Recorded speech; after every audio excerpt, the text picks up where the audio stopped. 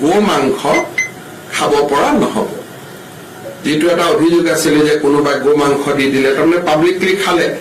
এতিয়াৰ পৰা public consumption of beef has been totally prohibited from today. So, in no restaurant, in no hotels, and in no public places,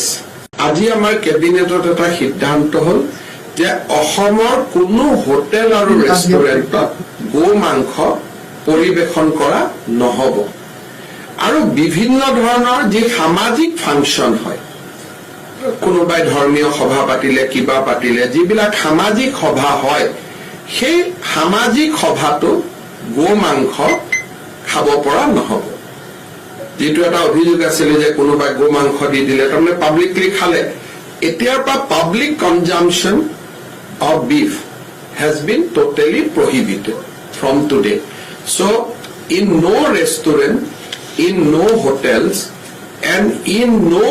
public places